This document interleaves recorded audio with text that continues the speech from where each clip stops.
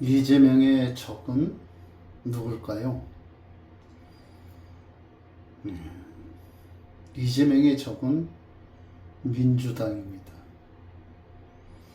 참 권력이라는 게 참 묘한 것 같아요. 예. 영원할 것 같은데 영원하지 않고, 또 보면 국가를 위해서 헌신하고 그런 인물들은 어떻게 보면 이 권력 앞에 그냥 무릎을 꿇고 물러나고, 또 악독하고 교활하고 국민을 사랑하지도 않는 그런 자들이 그 위에 군림해서 많은 사람들을 괴롭게 하고, 그런 삶을 사는 그런 독재자들도 평안하지는 않을 거예요. 왜냐하면 늘 총을 차고 칼을 차고 살아야 되니까. 자기가 그런 권모술수를 가지고 인생을 살아왔기 때문에 다른 사람도 다 그렇게 보는 거죠. 저놈이 언젠가 나를 끌어내리지 않을까? 나를 공격하지 않을까? 이런 무언의 그 두려움 속에 사는 게 인간입니다. 그래서 아무리 많은 그 권력을 잡고 있어도 평안하지 않을 거예요. 늘 불안할 거예요. 뭔가 만족하지 않고, 그래서 그것 때문에 늘 고민하고, 잠자는 것도 잠자는 게 아니고, 먹어도 먹는 게 아니고, 그런 삶을 지속하는 게 아닌가, 그렇게 생각이 됩니다. 제가 지난번에 내부의 적이 가장 더 무섭다, 이런 제목으로 영상을 찍은 적이 있는데요. 생각해 보세요. 노무현이가 탄핵된 것도 민주당이잖아요. 추미애 뭐 이런 자들이 힘을 합쳐서 신한국당인가 그 당시 그런 그 국민의힘이랑 노무현을 끌어내리려고 했지만 헌법재판소가 반대를 해서 못했죠. 근데 참 신기한 건요, 추미애는 지금까지도 국회의원을 해먹고 있어요. 참 권력이라는 게 참 웃깁니다. 대단해요. 박근혜 대통령도 유승민, 김무성, 걔네들 영원한 배신자죠. 영원한. 아마 역사가 그렇게 기록할 거예요. 제가 이야기하는 게 아니라 역사적으로 유승민, 김무성, 권성동, 김성태 뭐 이런 자들, 장제원은 죽었죠. 근데 이런 자들 다 역사의 배신자로 남을 거예요.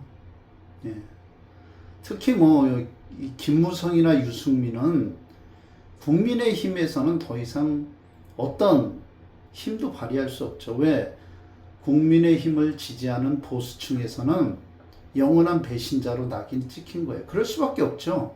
박근혜의 서광을 잊고, 또 그 이명박 대통령 시절에 공천 칼날에 추풍 낙엽같이 떨어져가는 것들을 박근혜가 살아서 돌아와라 이렇게 메시지를 전하면서 옹호하고, 결국 그 이제 국회의원의 어쨌든 박근혜 대통령의 힘으로 당선이 되고, 또 박근혜 측근으로 알려졌던 자들이 한순간에 안면 몰수하고 박근혜 대통령을 탄핵하는 데 앞장섰으니까 영원한 배신자죠. 그리고 김무성 같은 애는 똑똑한 척, 약은 척, 한마디로 권모술수가 능한 자죠. 증세 없는 복지는 허구다. 대한민국은 민주공화국이다. 이딴 소리. 말도 안 되는. 증세 많이 해서 복지하는 거 너도 나도 다 할 수 있는 건데, 박근혜 대통령은 그렇게 하려고 하지 않았죠. 어떻게 하든지 국민들에게 세금 감면을 해주고 잘 사는 나라를 이끌어 가려고 했고, 정치 잘했잖아요. 경제도 굉장히 좋게 이끌어 갔잖아요. 그런 대통령을 끌어내렸어요. 그리고 문재인이가 들어왔는데 어떻게 됐습니까? 거의 매년 100조가 넘는 돈의 마이너스를 가져왔어요.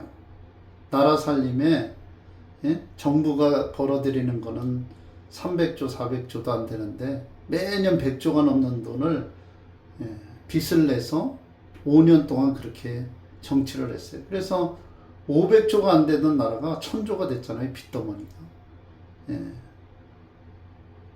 그리고 윤석열 대통령이 집권을 하게 됐는데 윤석열도 보니까 이 수출에 26개월을 계속 연속해서 흑자를 가져왔더라고요. 대단한 거죠. 대단해. 문재인이가 마이너스 같은 거를 흑자로 돌려놨는데 이제 또다시 마이너스로 가는 거죠. 네. 윤석열 대통령이 그렇게 믿었고 아껴줬던 한동훈에 의해서. 그러니까 윤석열 대통령을 보면 참 사람을 잘 못 보는 것 같아요. 사람을 잘 못 썼다. 그렇게 평가가 나오겠죠.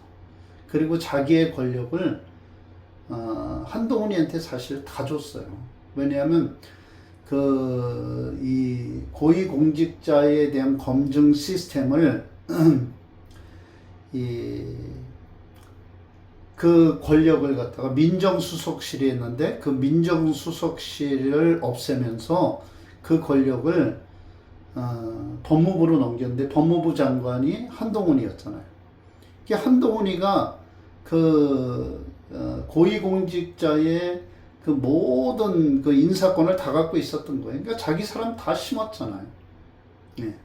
그래서 이원석 같은 애도 검찰총장으로 세우고 이재명이도 구속 못하게 그 좌파 이 당직 판사한테 그 날짜에 딱 맡겨서 이게 우연이겠습니까? 세상에 우연은 없어요.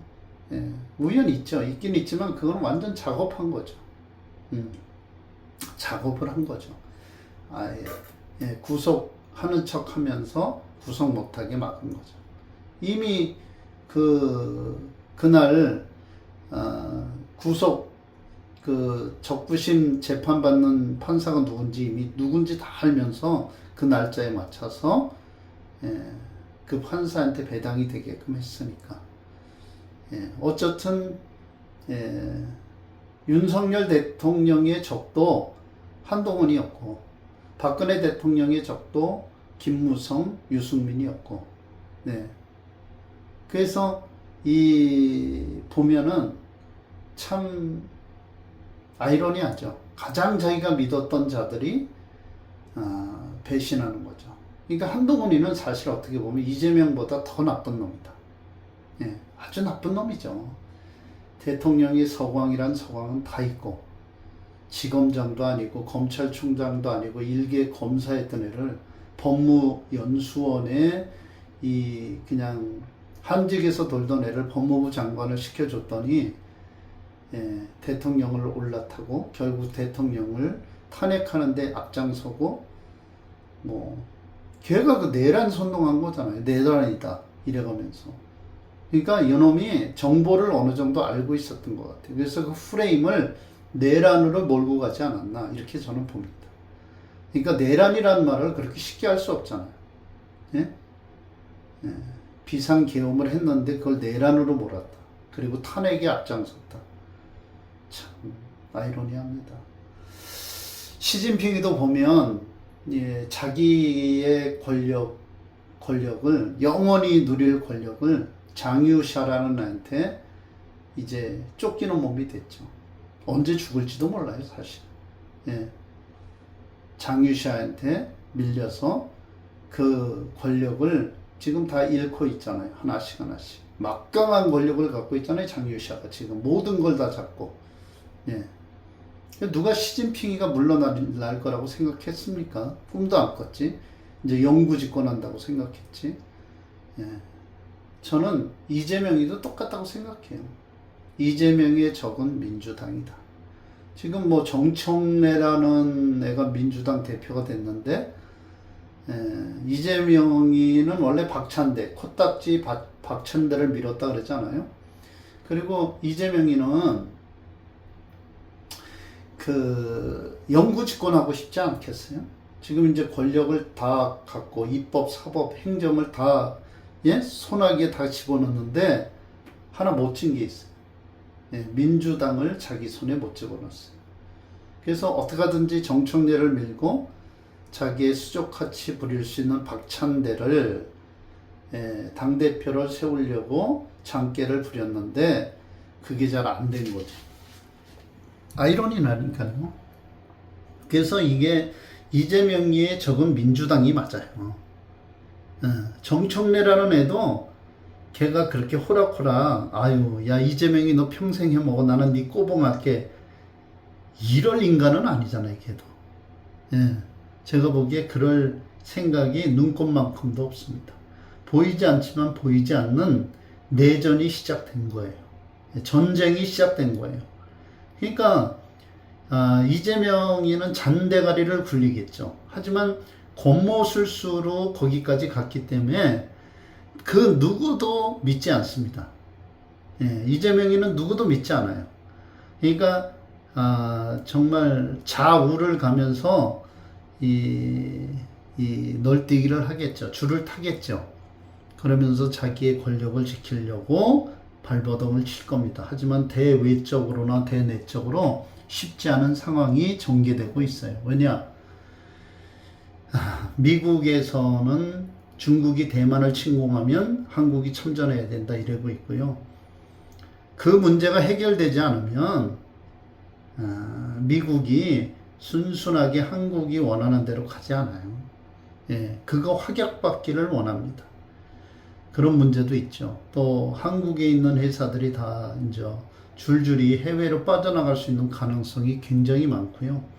벌써 알바 같은 경우에는 20%가 줄었다 그러잖아요. 그러니까 내적인 이 경제적인 문제가 쉽지 않고 외적으로도 그 미국과의 관계가 쉽지 않아요. 대놓고 미국의 친중 반미하는 거 다 알고 있어요. 그렇다고 친미로 돌아서기도 쉽지 않아요. 왜? 중국에서 이 은혜를 입었걸랑요. 중국의 화해이나 이 서버를 통해서 한국의 이 중앙선관위에 영향을 미쳤고, 그래서 부정선거 하는 데에 중국이 상당수 관여를 했다는 사실이 속속히 드러나고 있어요. 미국도 그걸 알고 있어요. 그러니까 중국 애들이 계속해서 이재명이를 푸시하고 있잖아요. 그래서 이제 9월 달부터는 중국 그 사람들 무비자로, 야 중국 사람들 수준이 어떤 줄 알고 무비자로 내년 6월까지 거의 600만 명이 우리나라에 온다 그랬잖아요. 이게 말이 됩니까? 완전 차이나로 가는 거예요. 차이나. 나라가 거지꼴이 되는 거예요. 지금도 중국에도 굉장히 많이 들어와 있어요. 저 대림동 이런 데 가면 완전 차이나예요. 시끄럽고 더럽고 냄새나고 그러고 있어요. 그런데 지금 그렇게 하고 있고, 중국 애들이 지금 우회적으로 한국을 통해서 미국이나 이런 데 수출하기 위해서 한국에 어떻게 하든지 공략하려고 그러고 있어요. 근데 그 문을 다 열어주고 있어요. 태양광은 이미 다 넘어갔어요. 근데 태양광을 주력으로 하고 있어요. 얼마나 많은 이 문제가 많을지 상상이 안 돼요. 또 지금 여수 산업단지, 화학, 울산 이런 데 다 여천인가 이런 데 다 지금 문 닫고 있죠. 중국에 치이고 원유 생산국에 치이고 다 무너지는 거예요. 근데 이재명의 적은 민주당이다. 아마 이재명이 밥맛이 없을 거예요. 설잠을 자고 있을 거예요. 겉으로는 히히 낙낙할지 몰라도, 아니 집권한 지 2개월 만에 나라는 비로 난리가 났는데 휴가를 가요? 야, 그래도 좌파놈들은 박수. 우파는 보수는 정말 열불나죠. 열불나. 어쨌든 저는 대한민국이 망할 수 없는 길로 가고 있다. 이렇게 보고 있습니다. 왜냐? 첫째는 목회자라는 자들이요. 목회자가 아니에요. 걔네들 선동꾼이지. 이름만 목회자예요. 이름만. 이름만 목회자고 교회라는 타이틀을 가지고 수많은 사람들을 선동하고 그 사람들을 이 선동해서 마치 공산주의도 괜찮다. 이재명이 무슨 공산주의냐 이러면서 오히려 보수적인 사람들을 공산주의로 몰고 있잖아요. 대단한 프레임입니다. 내란 세력들이 오히려 윤석열을 내란했다. 이런 식으로 몰고 있는 거예요. 예? 대통령은 자기의 권한을 행사했고 대통령이 직무를 할 수 없을 정도로 계속 탄핵에 협박을 한 것들이 내란인데 내란 세력들이 오히려 내란이라고 그러고요. 보수를 갖다 공산주의자로 매도하고 있어요. 예. 김상년인가요? 그 국대 떡볶이 대표를 빨갱이 떡볶이라고 이렇게 몰고 있잖아요. 그 사람이 무슨 빨갱이야. 보수적인 사람이고 정상적인 신앙인이지. 예? 그러니까 그런 식으로 하고 있는데 그 모든 중심에 이재명이 있다. 근데 이재명이 적은 민주당이다. 저는 그렇게 생각합니다. 이런 결말이 언제 끝날까? 빨리 끝나기를 바랍니다.